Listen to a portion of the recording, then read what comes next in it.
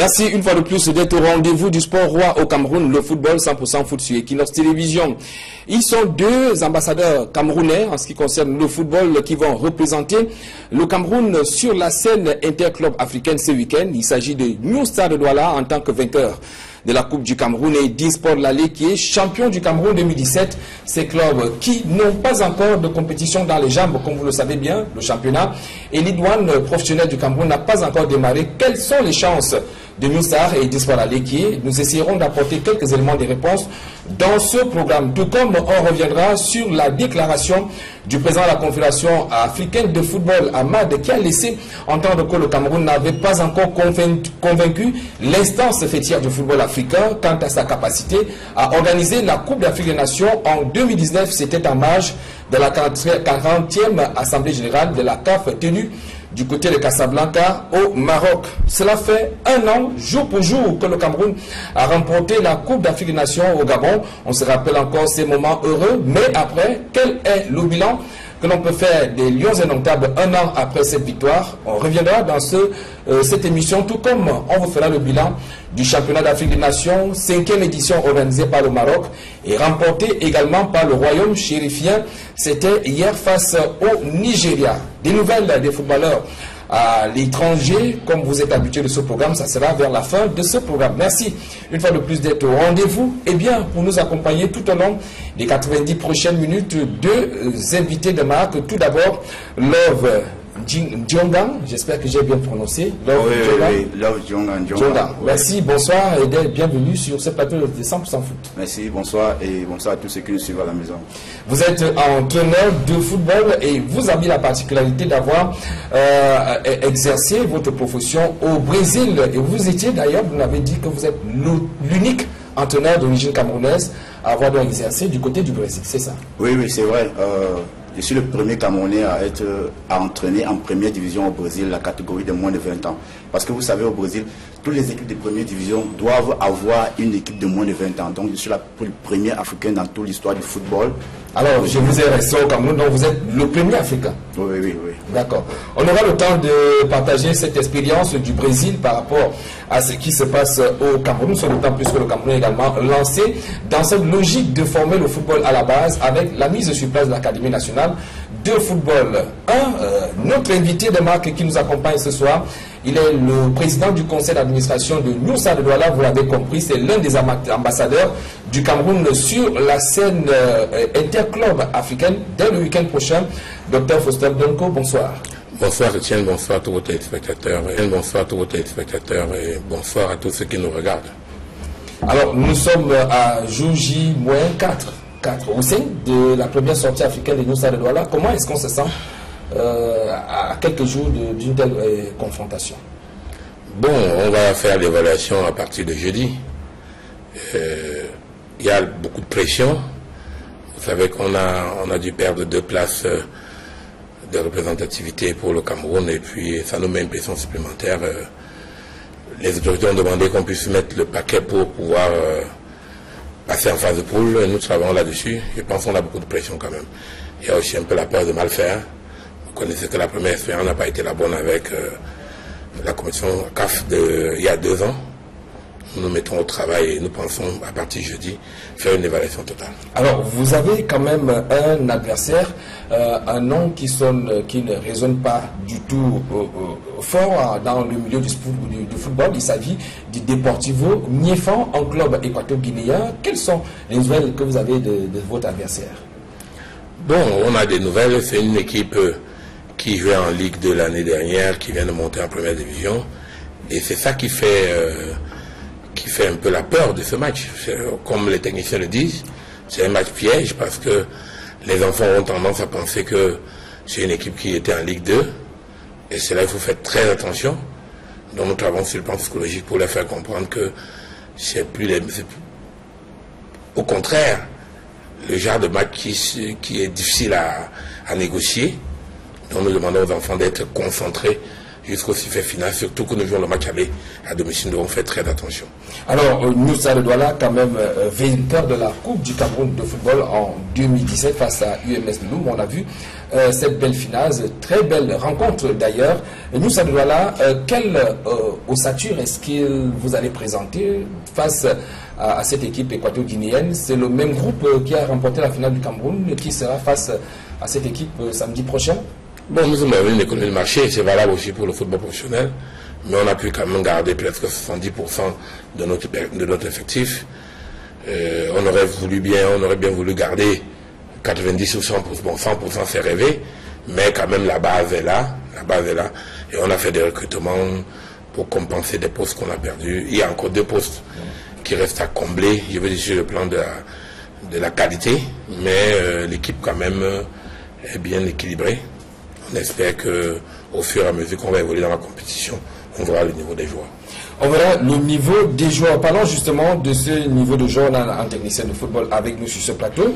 Une équipe qui part sur la scène africaine sans une compétition dans les jambes. Est-ce que les matchs d'évaluation peuvent remplacer une compétition telle que la Ligue, les Ligue 1, pour ce qui est du cas quand même des ambassadeurs camerounais, New Star et Disport la Ligue? Vous savez, les matchs amicaux ne vont jamais remplacer les matchs de championnat. Jamais. Les matchs amicaux, nous avons les idées sur les joueurs dont nous utilisons. Mais maintenant, lors des championnats, on voit les joueurs vraiment ce qu'on peut compter à long terme.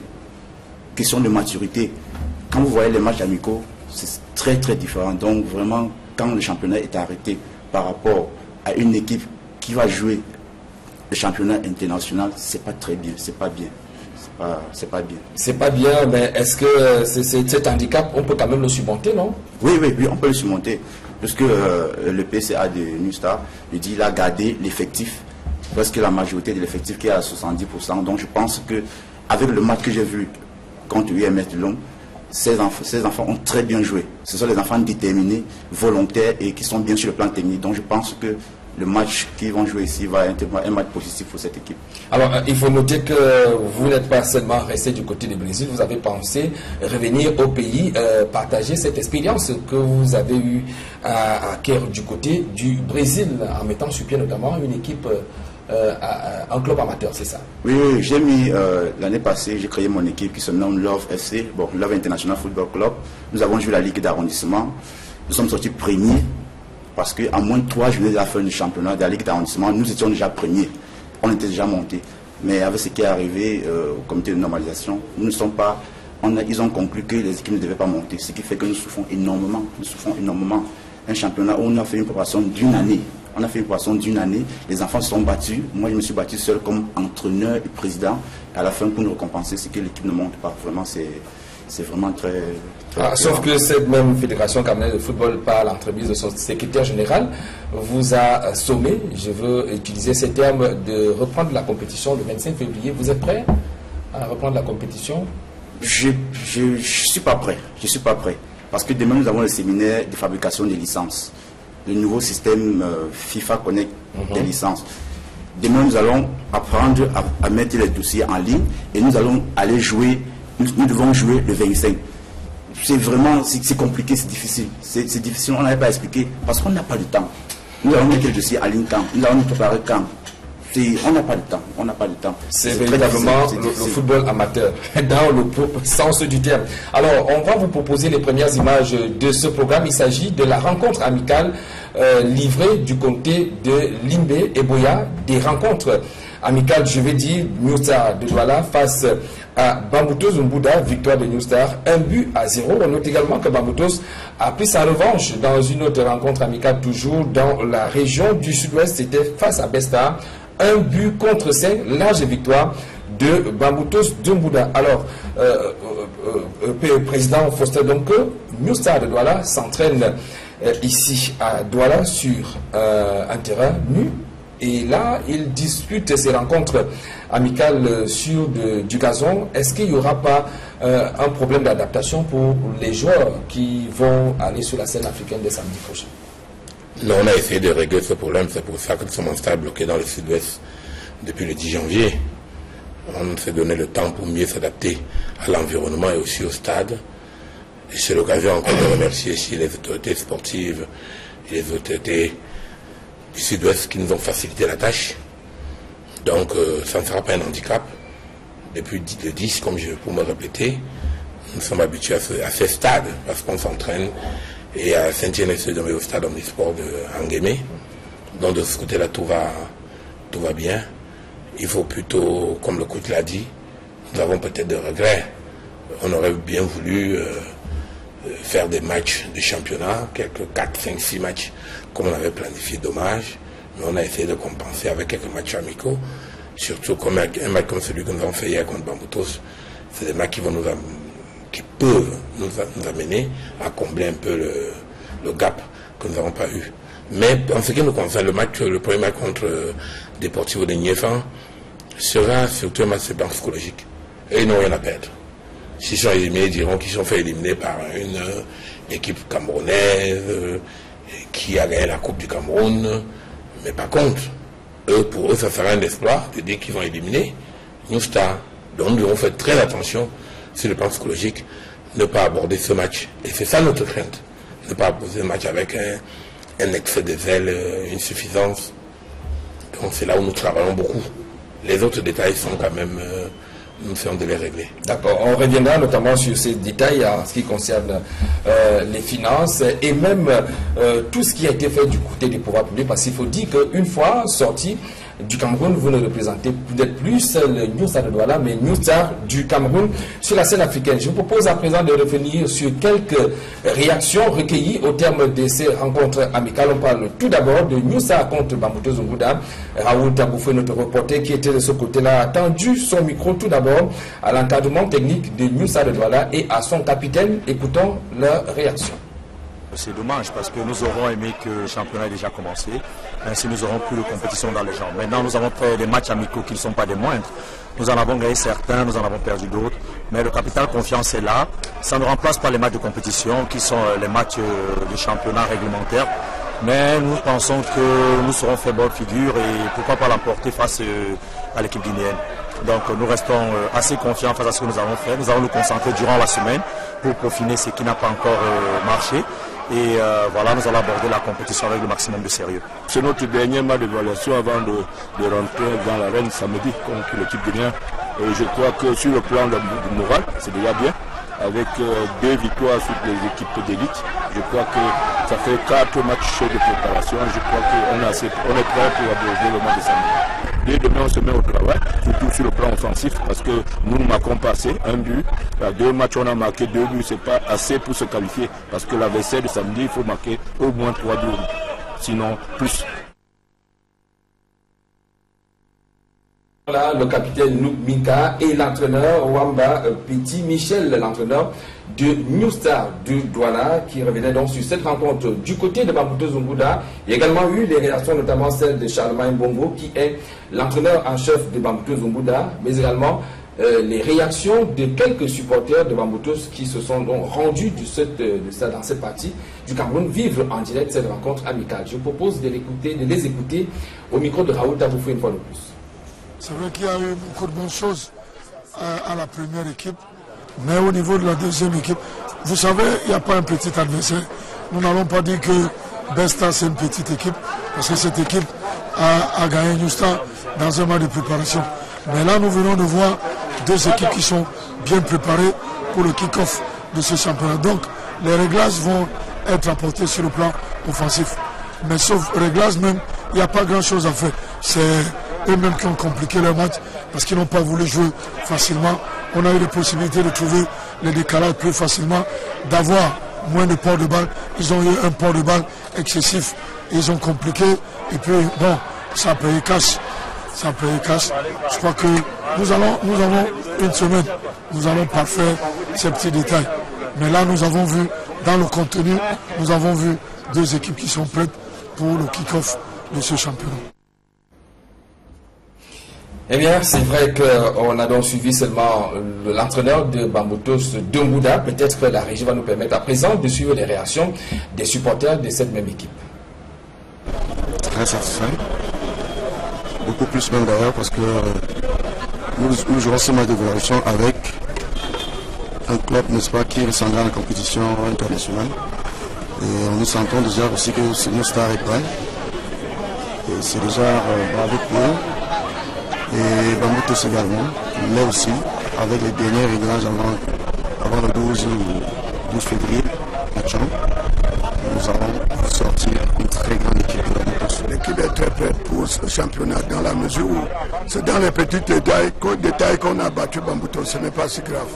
Oui, on peut dire satisfaire la mesure possible car on vient de jouer une très belle rencontre de football. Il est vrai que pour mon équipe, il y a encore quelques petits réglages. Je pense que d'ici à la 5e journée, tout sera parfait. Nous sommes tellement prêts parce que nous voulons jouer un match à Boya. Donc comme nous avons perdu 1-0 contre New Star, je suis sûr que nos poussins sont prêts. Et nous allons gagner Aigre Champ. Parce que les gars sont tellement prêts, je ne sais pas dire. Et que Aigre nous attend. Ils vont voir ce qu'ils cherchent. Les 3 premiers points que nous allons prendre ça devant Aigre. Et à domicile, chez eux. Eh bien, on poursuit donc cette édition de 100% Foot, toujours accompagné de nos invités, Dr Faustin Domko et Love Ndjonga, entraîneur de football. Alors, le PCA de New Stade de Douala que vous êtes, on a la chance de vous avoir. Il va falloir qu'on essaye d'éclaircir certains points d'ombre, notamment au terme de ces finales que vous avez remportées. Face à UMS Zouloum, il y a eu des choses qui ont été dites, notamment cette affaire de prime 1 million de francs CFA qui, selon certains joueurs, représentaient les frais de la victoire à la Coupe du Cameroun, les primes de la victoire, et d'autres parlaient plutôt de la prime de reconduction de leur contrat. Qu'est-ce qu'il en est exactement, Dr Faustin, de cette affaire? C'est une affaire interne à l'équipe. On ne débat pas ça dans les médias. Tout ce qu'il faut vous dire, c'est que c'est déjà bien que vous ayez au moins noté que chaque joueur a eu 1 million de francs. Chaque joueur encadreur, quand vous faites 1 million fois 24, ça fait 24 millions. C'est ça que vous devez apprécier. Maintenant, à quoi équivaut ces 24 millions? Affaires internes à l'équipe. Pour les joueurs ou dirigeants qui ne sont pas satisfaits, il y a la chambre de résolution des litiges qui peuvent saisir.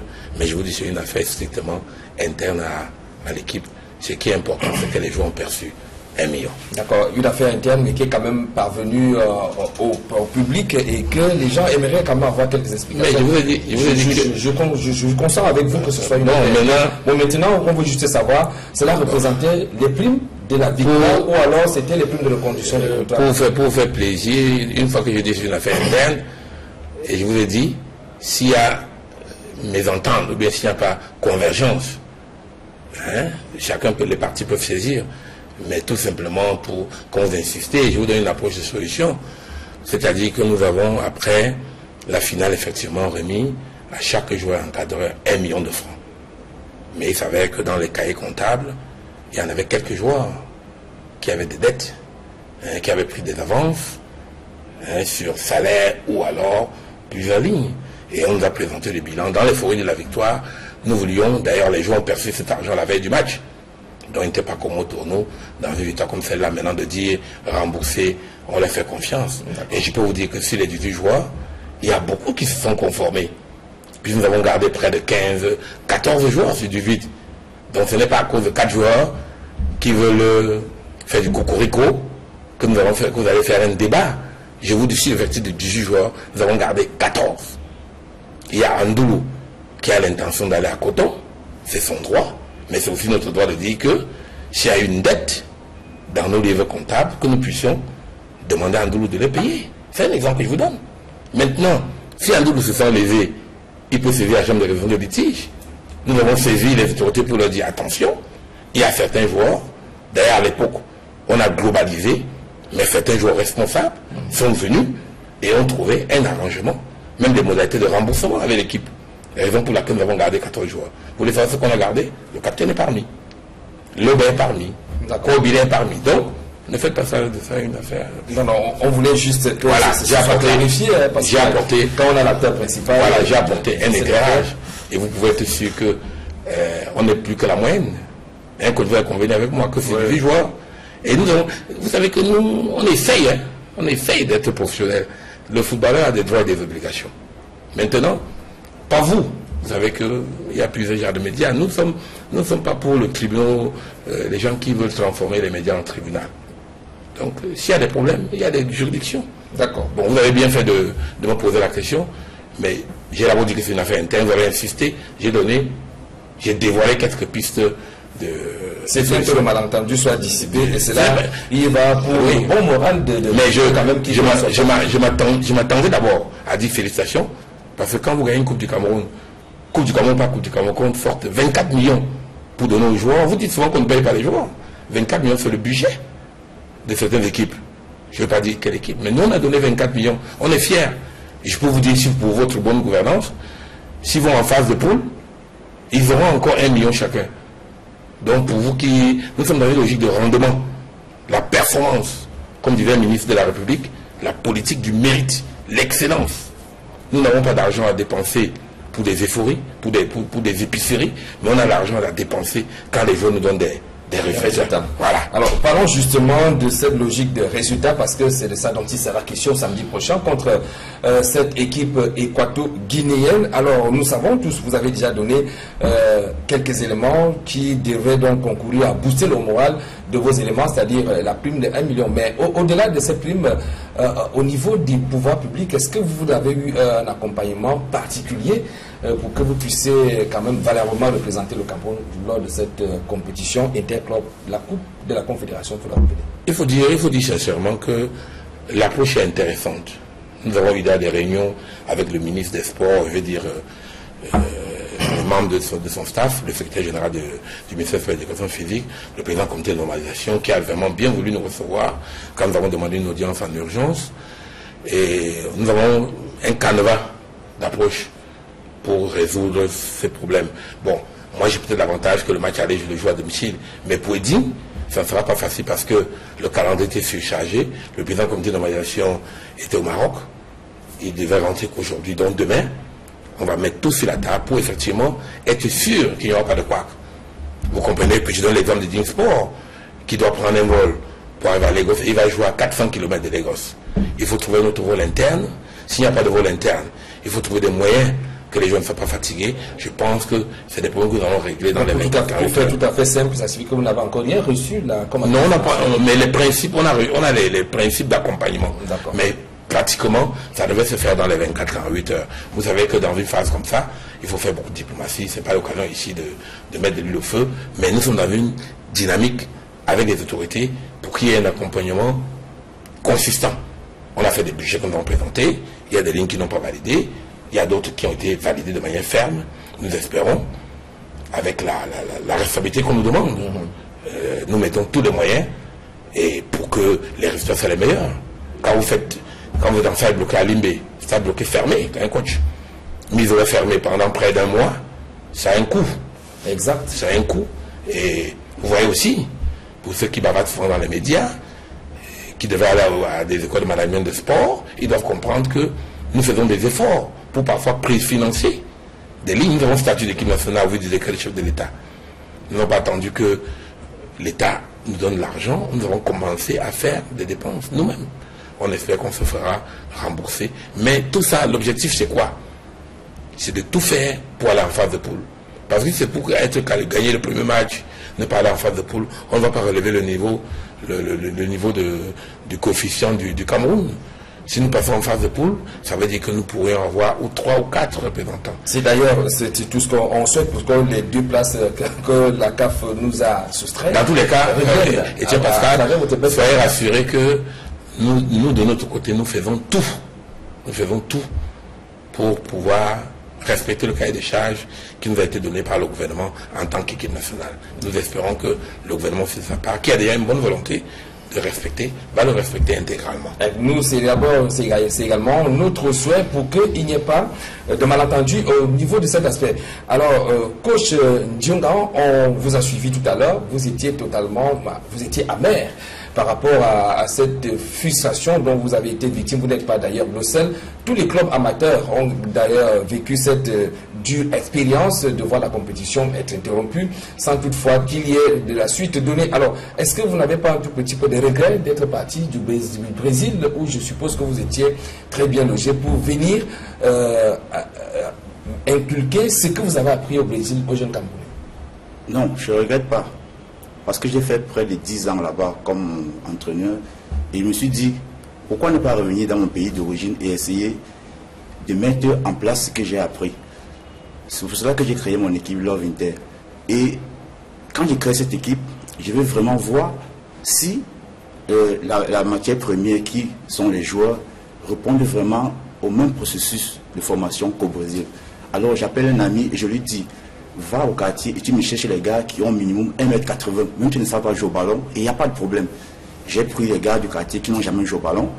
On a travaillé 1 an. Sur les 1 an, moi en tant que président et en tant qu'entraîneur, ça a vraiment pesé sur moi. Mais je me suis dit, je voulais atteindre mon objectif. Ces enfants ont vraiment joué un très beau championnat. Pour tous ceux qui ont vu le match de la Ligue d'arrondissement, les enfants de Love Inter ont développé un très bon football. Et aujourd'hui, ils se trouvent dans les grandes équipes de première division. Ça veut dire que la formation a été approuvée. Par exemple, à Union de Douala, nous avons 3 joueurs qui sont allés là-bas. À International, pour le moment, il commence demain, il y a 2 joueurs. Il y a un joueur qui se trouve en Turquie et il y a un autre qui se trouve en Angola. Ça veut dire que le travail que j'ai effectué en 1 an a porté vraiment beaucoup de fruits. Donc je ne peux pas dire que je regrette. Je suis content parce que c'est mon pays d'origine et je suis fier de mettre ce que j'ai appris pendant les années à l'extérieur dans mon pays.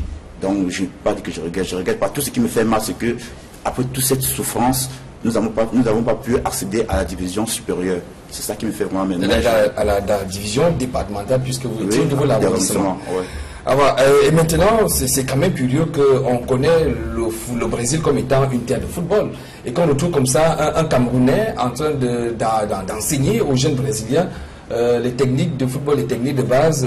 Dites-nous un peu comment ça s'est passé. Oui, effectivement, ça a surpris tout le monde, même au Brésil. Parce que mon père spirituel, que je peux dire mon formateur, c'est lui qui a formé Kaka. Luis Fabiano, Oscar qui était à Chelsea. Ça, c'est des gros noms. Oui, c'est mon père spirituel. Oui, c'est lui qui m'a formé. C'est lui qui a formé Kaka, Cafo, Luis Fabiano,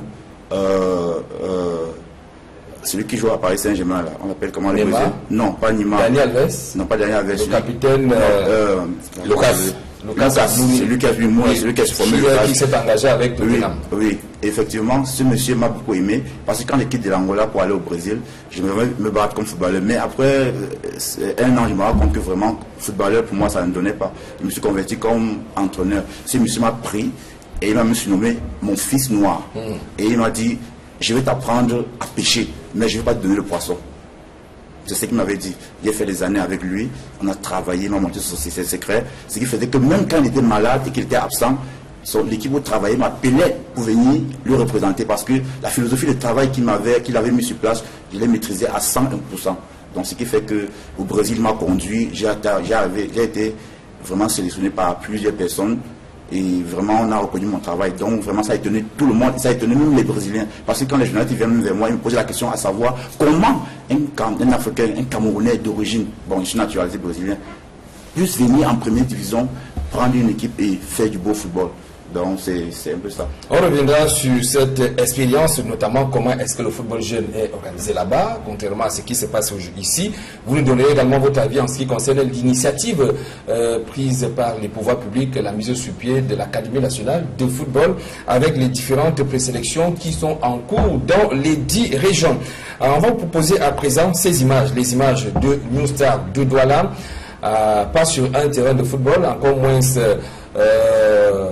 où vous pouviez d'ailleurs imaginer où les joueurs peuvent se retrouver sur l'aire de jeu, dans les gradins, mais dans une église, plutôt à la cathédrale Saint-Pierre-et-Paul. C'est ici à Douala, toute l'équipe de New Star de Douala, et qui avait quand même le numéro 1 de la région du littoral, ça fait sourire le docteur Fossé. Donc, mais la question que moi j'aimerais savoir, c'est New Star se sent-il aussi fragilisé qu'il a besoin de cet appui spirituel avant d'aller sur la scène africaine?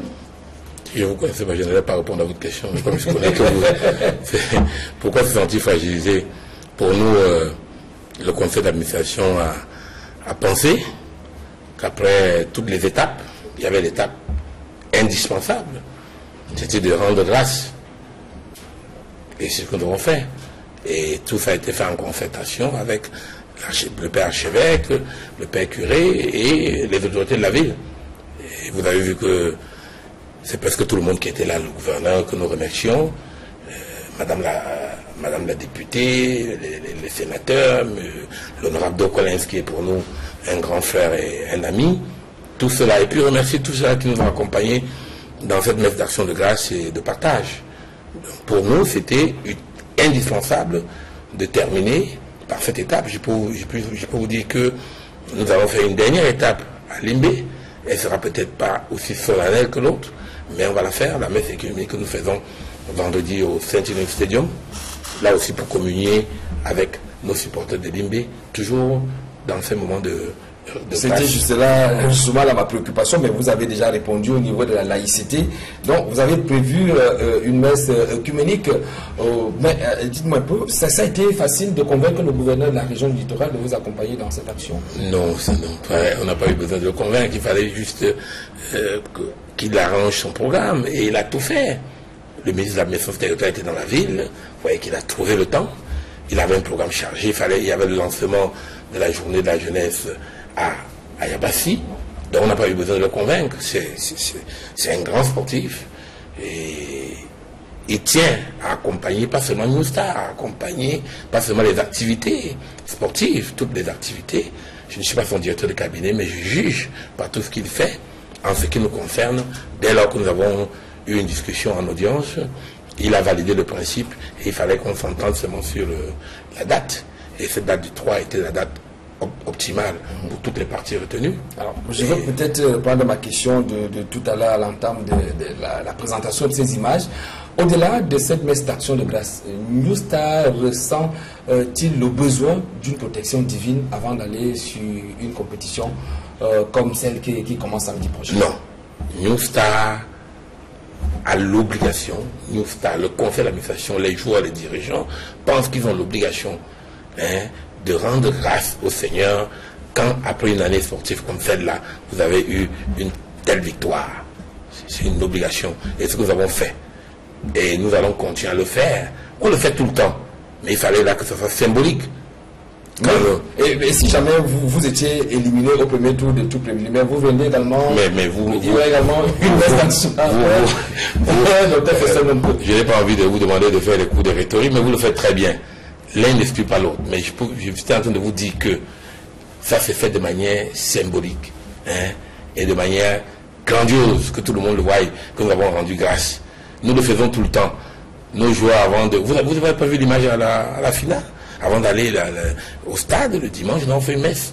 Là aussi pour demander au Seigneur de nous accompagner. Et on n'avait pas seulement prié pour nous, on avait prié pour l'adversaire aussi. Vous serez peut-être surpris que les deux prêtres qui ont prié pour nous, pour vous faire comprendre, c'était deux curés de la ville de Loum. Voilà. La ville originaire de votre adversaire. De votre adversaire. On a prié ensemble pour l'adversaire et pour nous, et voilà. Mais je vous rappelle également, peut-être, vous le savez, que même à Loum, il y a les supporters de New Star de Douala. C'est ça que je dis. Les supporters. Vous dites effectivement que c'est le sport. C'est le sport, mais il était indispensable pour nous. Je n'ai pas dit utile, indispensable pour nous de rendre grâce au Seigneur et de partager. Vous savez qu'on a partagé ça avec les autorités quand nous sommes rentrés le mercredi 13 décembre. On n'a pas eu le temps de partager avec tous ceux-là qui nous accompagnent. Et je vous ai dit, on l'a fait à la cathédrale Saint-Pierre et Paul. On l'a fait aussi. On va le faire vendredi aussi à Saint-Union Stadium. Et c'est des coïncidences de calendrier. Il faut ajuster. Ça n'a rien à voir avec le match du samedi.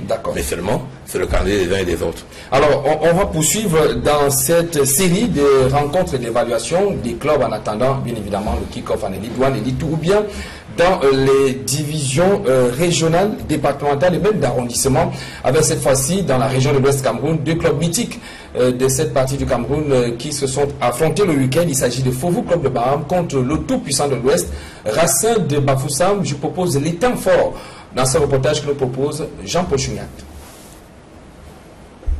À quelques jours du coup d'envoi des championnats d'élite au Cameroun, les représentants de l'Ouest poursuivent leur préparation d'avant-saison. Au stade municipal de Baham, Fofo local fraîchement promu en Ligue 1 remporte sa première victoire en 4 matchs de préparation contre le Racing de Bafoussam. Cet après-midi, nous avons montré que nous sommes une équipe capable de revenir de situation. Le Racing, ce n'est pas sur ce pouvoir se prendre la tête. Rien n'a encore commencé. Nous allons continuer à travailler avec le coach Abouaka et son staff pour pouvoir relever les défis que les dirigeants nous ont donnés. Tout en reconnaissant la supériorité de Fovu au cours de cette rencontre, les joueurs du tout-puissant de l'Ouest appelés à faire valoir ses droits en Ligue 2 n'ont qu'un seul objectif en vue: reconquérir la place perdue au sein du championnat d'élite de la saison écoulée. Vous avez vu les joueurs expérimentés, très bons au pied, techniquement et physiquement. Je pense que nous avons des meilleurs supérieurs cet après-midi. Nous sommes dessus par rapport à la défaite, mais le plus important c'était de faire ce que nous avons demandé de faire. Je pense que nous avons respecté les consignes et il faudrait appliquer mieux les matchs à venir. Côté staff technique des deux équipes, victoire ou défaite, chaque entraîneur tient ses petites notes sur la lecture de ce match. En ce qui concerne la préparation physique ou tactique, ça c'est un travail déjà fini. Donc ce qu'on était en train de faire, c'était une mise en place pour voir réellement si les gars ont assimilé ce qu'on leur a appliqué comme leçon. C'est un sentiment de satisfaction. Les gars sont bien battus, nous avons pris 2 buts sur 2 erreurs individuelles. Donc ça peut arriver. Nous allons continuer notre préparation. Nous sommes déjà pour le 3 maintenant. Nous attendons son arrivée. Et pour les supporters, le déménagement du Racing de son stade mythique de Bamendi a eu un impact négatif sur la préparation de leur équipe. On devait taper encore comme d'habitude. Si ils nous ont battu 2-0, c'est juste parce que nous avons changé de surface d'entraînement. On s'entraîne à la petite surface, très fibre devant la chefferie. Devant c'est notre concert. Pour le match, à 9 minutes, le Racing va remonter, je vous rassure. Pour le kick-off du championnat professionnel de la saison 2018, Racing de Bafoussam sera aux prises à AS Etoile-Meki de Yaoundé en Ligue 2 et Fovu de Baham fera son comeback en Ligue 1 dans une chaude empoignade face à Coton Sport de Garoua. Merci à Dallas Tiana et Jean-Paul Chugnat dans la région de l'Ouest qui nous ont fait faire venir ce reportage. Voilà donc des clubs qui poursuivent la mise au vert. Alors, New Star de Douala sur la scène africaine dès samedi prochain. On a souvent pour coutume de voir que des clubs qui représentent le Cameroun sur la scène continentale, on leur dote hormis les moyens financiers, mais également un appui au niveau de l'encadrement technique. Cela a été fait? Disons que cela n'a pas été fait. Cette année, la particularité, c'est parce que, avec la création de la NAFOOT, Direction Technique Nationale, il n'y a pas eu cette meilleure concertation. Nous avons soulevé ce point. Et je pense que si nous passons ce tour, il y aura des rectificatifs qui seront faits. L'entraîneur Sonkin, l'un des directeurs techniques, nous a promis que c'est quelque chose qu'on va regarder. Il faut reconnaître aussi que beaucoup d'entraîneurs aujourd'hui, soit ils sont à la NAFOOT, soit ils sont dans les clubs. Il ne fallait pas perturber les programmes, mais on va harmoniser pour pouvoir avoir cet appui sur le plan technique. Sur le plan technique, et en ce qui concerne l'infirmerie, vous nous rassurez, il n'y a pas trop de bobos, tout le gros de l'effectif se porte bien? Disons, le gros de l'effectif se porte bien. Nous avons un cas, voilà les cas que vous deviez soulever, non les cas de 24 millions. Nous avons un cas d'un joueur que nous avons recruté à UMS. Malheureusement, son contrat s'achève le 28 février. C'est un joueur que nous aurons bien voulu l'utiliser, mais ça ne sera pas possible. Nous allons entendre le 28 février. Comme les dirigeants de UMS ont exigé que malgré ces quelques jours, que le contrat soit achevé, ça nous perturbe un peu, mais c'est pas grave. Là, nous, on n'a pas voulu se plaindre ou bien saisir la FIFA pour qu'il y ait une résolution en urgence. On pouvait le faire. On a dit, nous laissons tomber, nous attendons le 28 février à une minute pour pouvoir enregistrer le joueur. Mais dans l'infirmerie, on a quelques cas, mais ça devait se régler d'ici vendredi. Est-ce qu'il faut également avouer que vous avez des joueurs qui étaient lors de récents championnats d'Afrique des Nations au Maroc? On parlera de cette compétition tout à l'heure, mais de retour de cette compétition, est-ce que vous avez senti quand même qu'il y a un plus que ces joueurs ont ramené dans le groupe de New Star de Douala? Oui, un plus. Kobilé a beaucoup grandi en termes de maturité. Bon, malheureusement, avec les nouveaux joueurs, il faudra surtout le jeune Balogor de Canon que nous avons recruté. Il faudra qu'ils puissent travailler ensemble quelques jours. Vous savez, lui, par exemple, est rentré avec un bobo. Le médecin de l'équipe nationale lui avait demandé de prendre un repos de 4-5 jours. Il reprend les entraînements demain matin. On espère qu'il sera prêt pour le match samedi. Mais oui, il y a une grande maturité qu'il est revenu avec. Nous pensons pensons que ça a été une très bonne expérience. Malheureusement, il n'y a pas eu les résultats. Sur le plan individuel, c'est bien pour lui, mais sur le plan de l'ensemble, il trouve que ça a été une grande déception. On aura le temps de revenir lorsqu'il va falloir faire le bilan du championnat d'Afrique des Nations. Dans ce programme, on poursuit avec les images des équipes qui poursuivent leur mise au vert, les rencontres d'évaluation, puisque c'est ça à quoi devraient s'en tenir désormais les clubs de Lido et Litou et même des clubs amateurs en attendant le kick-off. Et là, nous avons des images de la rencontre amicale qui opposait Stade Renard de Melon à Union de Kekem. Vous parliez tout à l'heure des images, ce sont là les images, les réalités sur le terrain, des images qui ne devaient pas beaucoup faire plier certains annonceurs. C'est peut-être la raison pour laquelle la Ligue professionnelle du football Cameroun connaît des difficultés aujourd'hui. Vous avez la question, vous avez la réponse. Quand vous voyez des images comme ça, ça ne fait pas plaisir. Ça ne fait pas plaisir. Nous disons tous vivement 2019. Quand on va aborder tout à l'heure la question de la CAN 2019, et vous demandez pourquoi on va à l'église. Dans l'une des intentions de prière, nous avons demandé qu'on puisse confirmer la CAN 2019 pour nous. Donc voilà, vous qui parlez de la messe. C'était l'une des intentions de prière de New Star, car nous aurons des stades. Parce qu'on ne peut pas jouer au football dans des stades comme ça. Ça, c'est de l'amusement. C'est pour on peut passer le temps. Je mal d'évaluation. Alors il faut rappeler que Stade Renard de Melon a fait Gigal contre UMS de Lune. C'est la rencontre qu'on a à l'image, 0 but partout. La première, c'était contre Union de Kekem, un club de D2 régional de l'Ouest. Victoire de la formation de Stade Renard de Melon, 3 buts à 0 face à cette rencontre. Une équipe, c'était donc un duel départemental entre UMS et Stade Renard. Les équipes qui attendent le début du championnat. Tout comme on reste dans la région de l'Ouest Cameroun pour parler cette fois d'un autre club mythique qui va évoluer la saison prochaine en Elitou. Il s'agit de la Panthère sportive du Ndé, la Panthère qui dimanche a donc réuni autour des chefs traditionnels de ce département, le département du Ndé, qui ont donc permis à ce que tout le monde parle la même voix pour trouver les voies et moyens afin que la Panthère sportive du Ndé revienne au devant de la scène. Je propose ce reportage du compte rendu de cette assemblée générale avec Jérôme Nassi-Sobzi. C'est une ambiance très particulière qui a régné dimanche dernier à Banganté. C'est à l'occasion de l'assemblée générale extraordinaire tant attendue de la Panthère sportive du Ndé. De nombreux supporters et sympathisants de l'équipe mythique du Ndé se sont donné rendez-vous tout autour de cet hôtel qui abritait les travaux. Dans une salle pleine à craquer, les différentes fractions qui se disputaient, le leadership de la Panthère sportive du Ndé, sont également présentes. Il s'agit de l'assemblée convoquée par les monarques du Ndé, qu'on dit propriétaires de l'association Panthère sportive du Ndé. C'est dans une ambiance électrique que les travaux démarrent. Sa Majesté Kemajou Roger, porte-parole des chefs traditionnels du Ndé, prend la parole pour souhaiter la bienvenue à tous les participants, avant de donner la parole à son collègue, monarque du village Bangoulap, qui se chargera de délivrer le message des chefs traditionnels. Nous ne sommes pas là pour lutter. Nous ne sommes pas là pour batailler. Il n'y aura pas de guerre. Nous avons besoin de toutes les contributions constructives pour mettre la Panthère sur la voie du salut. Les chefs traditionnels poursuivront leurs différentes interventions en précisant que le contrat qui lie l'association Panthère du Ndé, dont ils sont propriétaires, à la société SA, coordonnée par Célestine Ketchakourtes et compagnie, est arrivé à expiration depuis fin 2017.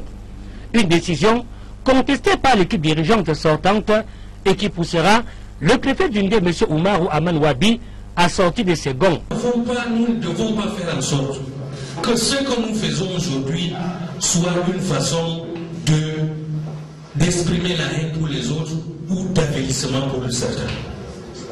L'équipe, c'est l'équipe de nos grands-parents. Ils ne se sont pas disputés comme nous discutons aujourd'hui pour créer cette équipe. D'une intervention à l'autre, l'honorable Frédéric Guéon, élite du Ndé, face aux divergences de points de vue entre les chefs traditionnels et l'équipe sortante, proposera des solutions en vue de clarifier les choses.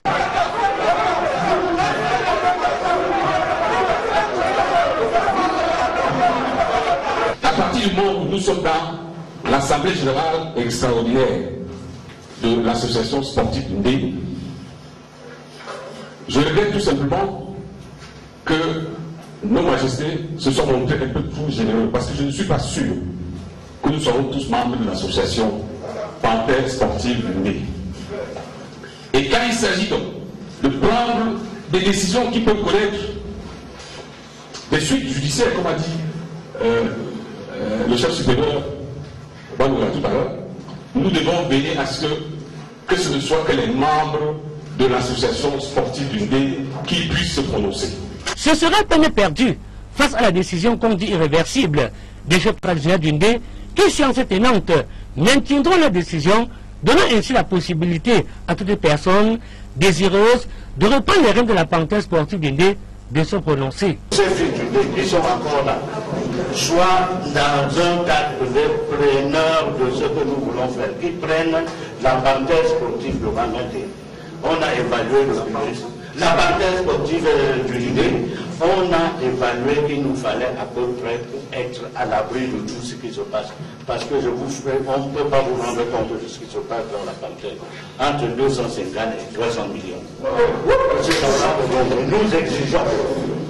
Et c'est sans hésitation que M. Jules François Famawa, un homme d'affaires, originaire du village de Bazou dans le département du Ndé, se prononcera, promettant la randonnée de somme de 200 millions de francs CFA à verser dans 72 heures. Tonné d'applaudissements, mais le clan Chantal Lewat et Célestine Ketia reviennent à la charge et contestent cette démarche. La parole sera alors donnée à M. Faustin Dompe, premier vice-président de la Ligue de football professionnel du Cameroun, représentant personnel de Pierre Semengue, pour clarifier les choses. L'association crée en son sein une société qui gère sa partie professionnelle. L'association crée en son sein une société qui gère la partie professionnelle.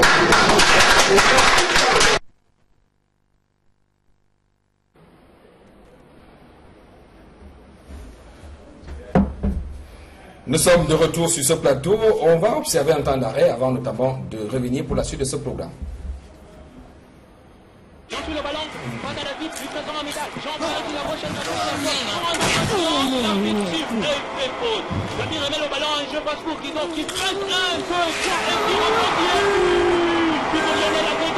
Il n'y a pas de football sans 33 Export. 33 Export, supporter numéro 1 du football. Eh bien voilà donc des paroles de sage au Dr Faustin Dompe lors de ces assises de la Panthère sportive du Ndé. On note une fois de plus que c'est un autre club mythique en difficulté. Pour ce qui est seulement de la région de l'Ouest, on a Panthère, on a Rassam de Bafoussa. Bon, on a essayé hier de trouver une solution consensuelle. Comme a dit le préfet, très tard, nous avons fini la réunion aux environs de 20h. La nuit, certainement, porte conseil et que l'intérêt de Panthère a primé tous les intérêts des partis. Donc, moi je pense qu'il faut tout faire que la Panthère s'affilie. Il faut tout faire qu'il y ait une stabilité dans la Panthère. On a dit à toutes les parties et les chefs, je pense qu'on pris la bonne décision. Nous allons voir, c'est à eux, j'étais là comme représentant du président du conseil d'administration de la Ligue, pour leur expliquer l'esprit et les règles qui régissent notre football professionnel. Ils ont bien compris. Et je pense que dans les 24 et 48 heures, la Panthère devrait s'affilier. Et la seule chose que je répète depuis hier, c'est de dire qu'on ne peut pas avoir tant de talent, dans le sens des personnalités qui peuvent signer pour diriger cette grande équipe, et qui est en même temps tant de divergence. C'est pas. Vous allez me demander de faire peut-être notre thèse pour expliquer cela. On a des valeurs, que ce soit M. Famawa, des grandes valeurs. Maintenant, les rois, les 13 rois du Ndé vont décider, parce qu'ils sont détenteurs de l'équipe. Ils vont décider, comme a dit le préfet, dans la sagesse. Ce n'est pas aller dans les débats juridiques, car le débat juridique n'aide jamais. Il faut trouver une solution consensuelle, et je pense que c'est cette solution qu'ils devraient présenter dans leur procès verbal à la Ligue et à l'Africa Foot. On parle à présent de la Coupe d'Afrique des Nations 2019 de football. Bien évidemment, avec la réaction du bureau du comité exécutif de la Confédération africaine de football par l'entremise de son président Ahmad, qui a donné quelques signes qui pourraient amener aux uns et aux autres à faire croire que le Cameroun n'était pas encore à mesure d'organiser cette compétition. Cette grande messe du football africain, c'était au sortir de la 40e Assemblée générale de la Confédération africaine de football tenue du côté de Casablanca au Maroc. Entre autres déclarations du président Ahmad, il a indiqué clairement qu'il y a une différence énorme entre les rapports des inspecteurs qui étaient au Cameroun et le cahier des charges. Donc ce qui amène aux uns et aux autres à dire que le Cameroun n'est pas du tout prêt, les choses ne évoluent pas. Donc c'est un cri d'alerte quand même donné par le président de la CAF, Dr Faustin. Vous le dites très bien. Vous aurez peut-être dû donner les sommes. Dans tous les cas, c'est un moyen de mettre la pression sur le Cameroun. On a pris acte. Il faut se mettre au travail. Ce qui est clair, c'est que nous devons nous mettre au travail. Et le premier sportif camerounais a pris l'engagement. Maintenant, il est question que nous nous réunissions, que nous mettions tous nos efforts pour réaliser cet objectif. Ça passe effectivement. Nous connaissons le cahier de charge. Donc nous devons tout faire pour le respecter. Les infrastructures, les stades, les hôpitaux, les hôtels. Parce que ce ne sont pas seulement que les stades. Et je pense que le gouvernement vraiment est à l'œuvre pour que tout ça se réalise. Moi, je pense que ce n'est pas une mauvaise chose de mettre la pression sur nous. Parce qu'il ne faut pas que nous dormions sur nos lauriers en disant, voilà, la première inspection est passée. Nous devons nous rappeler que d'ici quelques mois, la deuxième et la plus importante va arriver. Bon, ne soyez pas impressionnés par ce que dit le président de la CAF, c'est normal, c'est un moyen de communication connu. Hein? On donne des annonces, on sait ce qu'il y a en background.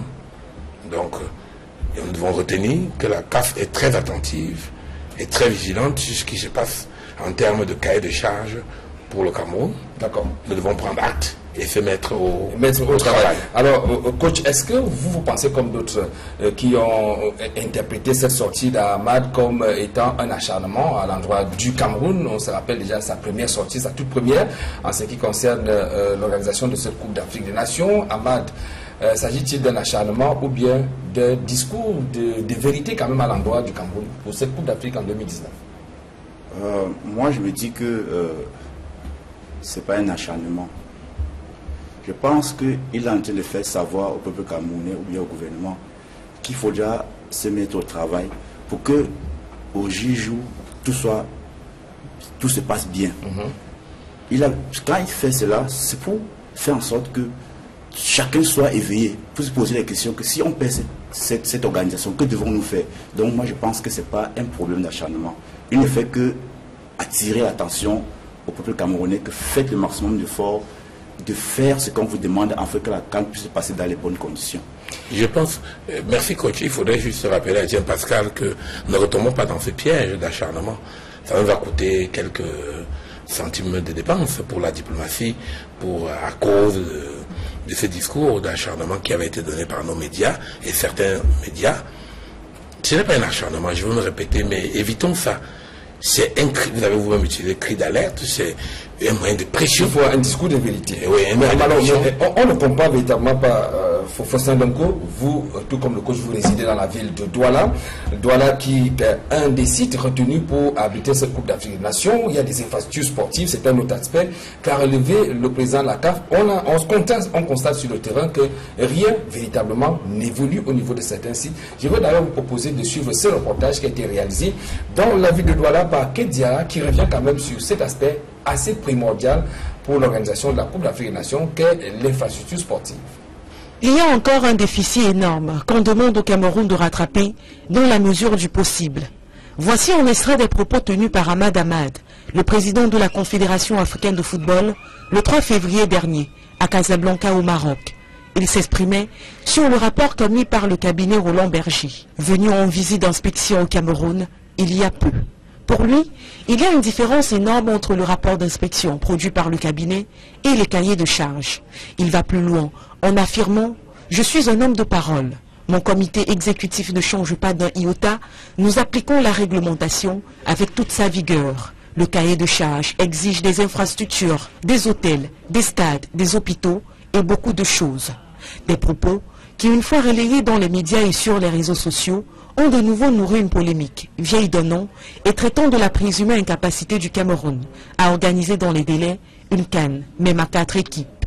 Selon une partie des Camerounais, Ahmad Ahmad fait dans une fixation à la fois sur cette CAN et sur le Cameroun et ne manque pas, dès qu'il en a l'occasion, de déverser son venin sur un pays pourtant capable de fournir tout ce qui lui est demandé dans les délais. Alors, les prenons au mot, nous avons fait le tour des stades de la capitale économique pour juger de l'état d'avancement des travaux. Premier arrêt, stade Mbappé-Lépée, entouré d'une clôture dissuasive qui renseigne sur le sérieux des travaux qui s'y déroulent. Mais une fois à l'intérieur, c'est la grande surprise. Il n'y a pas l'ombre d'un seul manœuvre, d'un seul engin. Nulle eût été la présence des immeubles environnants et du beau temps de la clôture, on se serait cru en plein désert.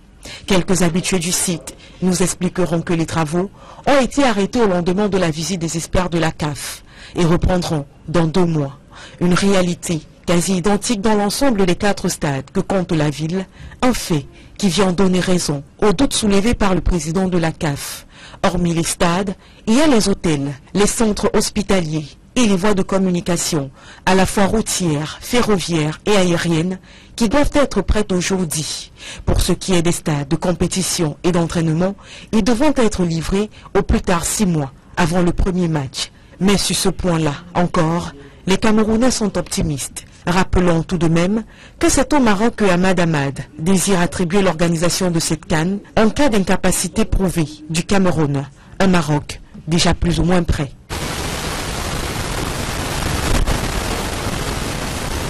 Des images qui parlent d'elles-mêmes. Oui, des images qui parlent d'elles-mêmes et le discours, comme disait le coach tout à l'heure, et comme vous l'avez vous-même dit, qui était un cri d'alarme pour dire faites attention, faisons attention. Faisons attention. Et je pense que si vous voulez que je sois sans diplomatie, nous ne pouvons pas prendre le risque de, quand le chef a dit que nous ferons peu les jours J, qu'il y ait autre chose. Moi, je pense qu'il y a les directions, les différentes commissions qui ont été mises sur pied. Ils doivent véritablement se mettre au travail. Ah ouais. Et je pense que c'est ce qui va être fait. Moi, je ne suis pas contre qu'il y ait des moyens de pression, mais nous devons nous mettre au travail. On a plutôt ça sera très gênant, embêtant qu'on n'organise pas cette CAN 2019. Monsieur le PCA, je vais vous dire quelque chose. Moi, je souhaiterais mieux que nous, s'il arrivait, que le Cameroun n'organise pas cette CAN, ce que je ne souhaite pas. Que ça puisse arriver au moins à 3 mois. Donc, à moins finir les infrastructures sportives. Si on n'organise pas la CAN, on peut gagner. Oui. Oh, mais quand même, le cas de Douala est quand même assez... Tiens, Pascal, je vais terminer en disant ce cri l'alarme, je pense qu'il n'est pas allé dans les oreilles des sourds. Il faudra tout faire pour qu'on organise cette CAN. Ça passe par ces infrastructures. Nous n'aurons pas d'excuses, nous n'aurons plus d'excuses si jamais ce n'est pas fait. Mais j'ai la ferme conviction, peut-être que j'essaie de faire dans la politique, mais j'ai la ferme conviction que les choses devaient être accélérées. Sincèrement, on aurait souhaité que ça aille plus vite. Mais il y a certaines réalités. Tous les Camerounais veulent que la Coupe d'Afrique de la Nation soit organisée en 2019. Ça, c'est une donnée qui est importante. Mais il faut que les choses bougent. Il faut que les choses bougent. Je pense que, comme a dit Kate tout à l'heure, il ne faut pas... Restons soft. Et je pense que tout le monde a écouté, tout le monde a vu. Il faudrait maintenant qu'on passe véritablement à l'action. Je vais donc vous proposer l'intégralité de la déclaration d'Ahmad qui revenait sur cette organisation de la Coupe d'Afrique des Nations au Cameroun en 2019 ou pas. Ahmad s'exprimait donc face aux ondes des médias. C'était lors d'une conférence de presse. Je vous propose de l'écouter. Il y a des gens qui veulent mentir. Je le dis toujours, il y a des gens qui veulent mentir. Entre le rapport et le cahier de charge, il y a encore un déficit à nous. Qu'on demande au Cameroun de rattraper à la mesure du possible. Voilà ce que je peux vous dire sur ça. Mais nous, sachez que je suis un homme qui tient sa parole. Moi, mon comité exécutif ne changera d'un iota des décisions qu'on avait prises par rapport à la proposition aux résolutions du symposium. c'est ce que les acteurs du football veulent d'une calme meilleure. Surtout les clubs, les stades, la pelouse, les hôpitaux, les infrastructures routières, les aéroports, il y en a d'autres, les hôtels. Voilà. C'est nos exigences aujourd'hui. Le cahier de charge, vous pouvez le voir. Je pense qu'on peut même le mettre sur le site s'il fallait, pour qu'il y ait transparence. Après, on verra la suite. Ça, c'est pour le calme. Le calme 2019. Voilà donc qui éclaire cette position, cet avis du comité exécutif, puisque quand le président parle, il parle au nom du comité exécutif de la Confédération africaine de football ayant pris effet de ce rapport de la première mission qui était au Cameroun. Oui, bon, félicitations, vous avez écouté, tout le monde a écouté. Il n'a jamais dit, il a bien dit qu'il y a un écart. Maintenant, dans le temps T qui nous reste, nous devons tout faire pour réduire cet écart, comme a dit le coach. Nous pourrions au moins, si ce n'est pas 6 mois, qu'à 3-4 mois, ça soit prêt. Donc, nous devons nous mettre au travail. Il a fait ce qu'il a là-bas. Et je suis content que vous ayez passé ce reportage. Il a fixé le cap. C'est à nous maintenant de nous mettre au travail pour réduire l'écart qu'il a bien schématisé. Il a même esquissé avec la main. Je pense que si on mesurait, si on faisait un peu une règle arithmétique, on dirait que l'écart n'est pas très grand. Dans tous les cas, il a dit qu'il y a écart. Le temps reste très court. Non, il y a un temps pour le Cameroun de réduire l'écart. Nous devons réduire ce écart au minimum possible. Nous devons nous mettre au travail. Alors, on poursuit ce programme avec vous. On a dit qu'on allait bénéficier de votre expérience vue du côté du Brésil et vécue également. Vous vous occupez du football jeune au Cameroun. Il y a une initiative nationale qui est en plein déploiement, notamment l'Académie nationale de football du Cameroun, qui, il faut le rappeler, si on s'en tient aux déclarations de son directeur général, Karl Enongachu, cette école ouvre ses portes en septembre prochain avec tout ce qu'il y a comme enregistrement et détection des talents sur le terrain. Au niveau du Brésil où vous étiez, comment est-ce que la formation se passe au niveau pour les jeunes? Est-ce que les enfants sont dans une grande école de formation? Est-ce qu'il y a une compétition nationale pour les football jeunes au Brésil? Bon, au Brésil, vous savez que le football est là-bas comme une religion. C'est tellement organisé, donc tout est automatique là-bas. Je prends un exemple. Tous les grandes équipes que vous comprenez au Brésil, par exemple, à savoir Sao Paulo, Santos, Palmeiras. Ces grandes équipes ont des centres de formation où, à partir de 8 ans, quand on détecte un enfant, on amène déjà l'enfant dans ce centre de formation pour qu'il puisse faire au moins une séance d'entraînement chaque semaine. Maintenant, quand l'enfant de 8 ans arrive à l'âge de 10 ans, on quitte de une séance d'entraînement à 2 séances d'entraînement. Vous voyez que l'enfant est suivi. Quand il quitte de 10 ans, il arrive à 13 ans. C'est comme ça que le nombre de jours d'entraînement au centre augmente. Donc il est suivi dès l'âge de 8 ans. Alors là, c'est sous quel régime? Interne ou bien externe?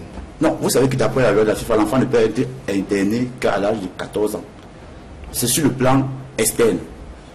Externe. Ça veut dire le parent prend l'enfant, il l'amène dans le grand centre, peut-être une fois par semaine. Quand il a 8 ans, quand il a 10 ans, le parent l'amène 2 fois par semaine. Quand il a 13 ans, l'amène peut-être 3 fois par semaine. Et maintenant, 14 ans, quand on voit qu'on a suivi l'enfant durant de 8 ans à 14 ans, on voit que sa courbe d'évolution est croissante. Alors là, on l'interne, cet enfant. Et comment on réussit à associer le foot et l'éducation? Oui. Les pays lusophones, c'est-à-dire les pays qui parlent le plus souvent le portugais n'étudient pas la journée entière. Le plus souvent, ils étudient de 8h à midi.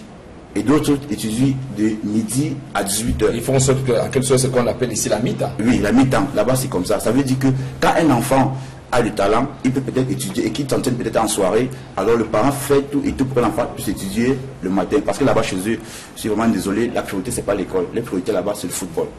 Donc, ce qui fait en sorte que le gouvernement a pu implanter le système de mi-temps, comme chez nous ici, au Cameroun.